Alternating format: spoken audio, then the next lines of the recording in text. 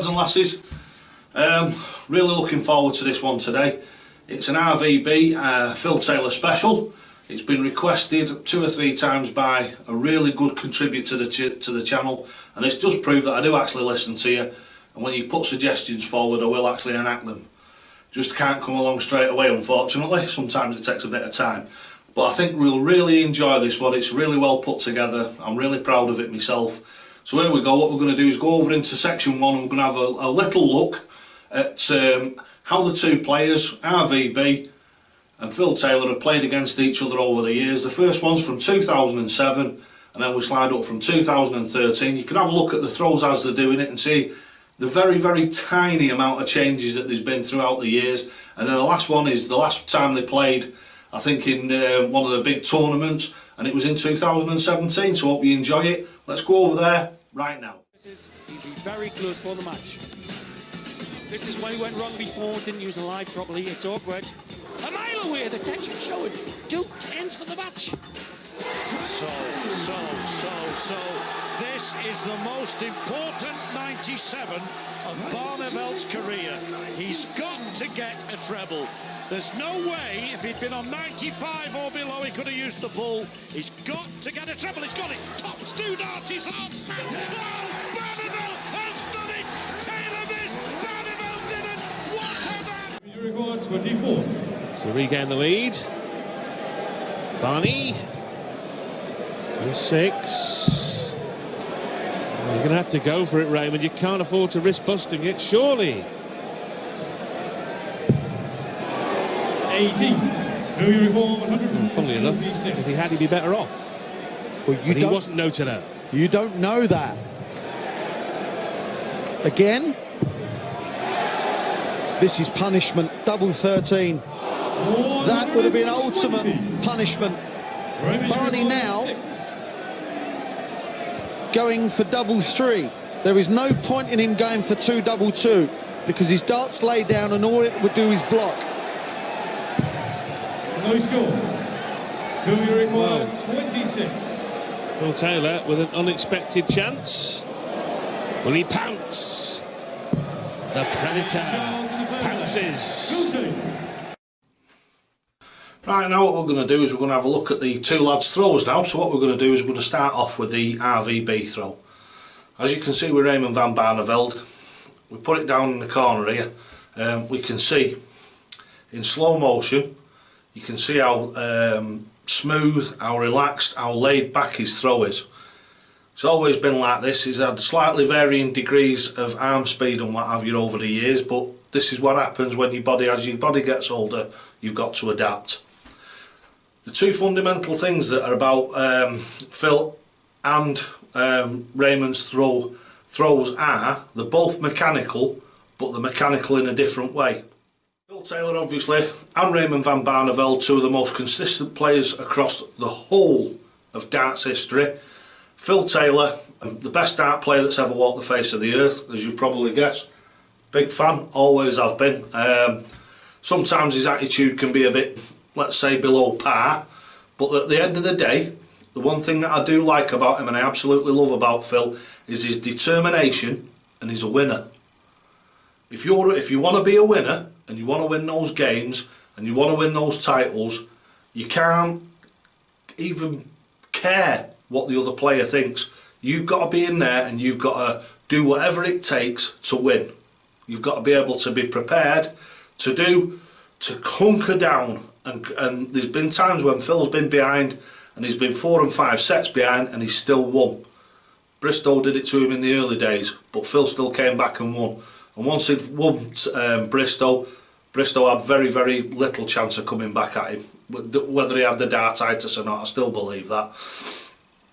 Right, so what we're going to do, just to tail off this video, is what we're going to do is we're going to go and have a look at some 9-darters. First of all, we're going to start off with RVB's 9-darters, and then we're going to go on to Phil Taylor's 9-darters, and then what we're going to do is, I just cannot finish this video without showing Phil Taylor's last ever walk-on, and this was at the World Championships where he played against Rob Cross, 2017/18, and well, I say unfortunately, it was very fortunate for Rob, but Rob won him.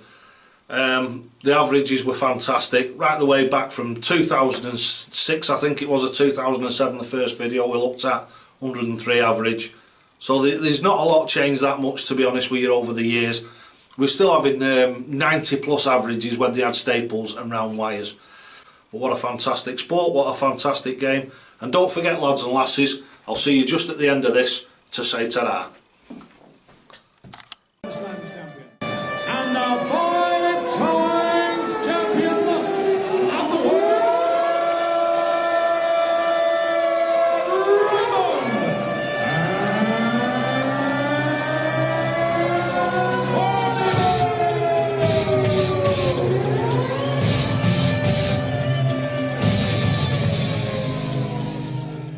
Again, dipping his bread dips. Oh, some players would have got phased. Look, the mighty ex-posting. 100. Yeah. Vital set for Klaassen to keep the game alive because Barneveld is so close to victory.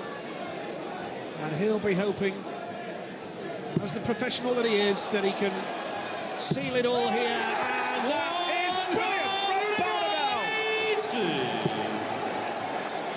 10 to 180.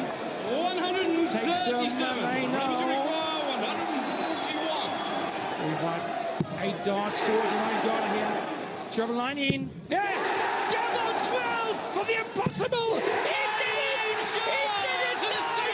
He did it! As soon as Barneveld won that set and went off the stage, Stumpy went over to Barney and had a chat with him, gave him some advice, some words of encouragement. He was straight up off his chair, Stumpy, and I think he was basically giving Barneveld some encouragement and some advice. Well, it seems to have worked. Well, it certainly has. I don't know what Coach Stumpy said to him. Just relax, I think, and let your natural ability flow. And it certainly worked. And I tell you what, Stuart, what would get this bloke back in one leg is a 9-dart leg. If he hits a 9-dart leg, we'd have Barney back instantly. 86. Well, the first 3 were pretty good. Well, the first 5 are pretty good. The first 6 are pretty good. Unbelievable turnaround again. And Barney is on a 9-darter. A year ago, he hit the first and only ever 9-darter in the history of the World Championship. But look at this from Dolan, his first maximum. Barney, 141. another slice of history for the Dutchman. Treble 19 for Barneveld. Come on, Double 12 to raise the roof. He's done it again. Absolutely sensational. Where did that come from? The best performer to beat this man twice. Beat him in Glasgow, then he beat him in Aberdeen in 09. Now you have got... That was Coventry, beat him the second time, but he is the holder, James Wade. In that match earlier against Whitlock, with 4-1 in no time with Wade. Then got double trouble, but the flow of that arm, it is instinctive talent on facing manufactured talent. Said that Eric Bristol did not let him a player. He made him a winner. We shall see. Perfect dart to continue towards that magic 9. There's an ocean to the left of the marker. 180. We're on the edge of our seats. At Aberdeen when Barney with the 9-darter. They call it 100. Who require 147 shot then for a 9-dart finish from Philip Taylor. Hold your breath. Treble 17. Double 18 for a moment of history. He did it! He did it! A 9-darter in answer. I do not believe my goggling bins.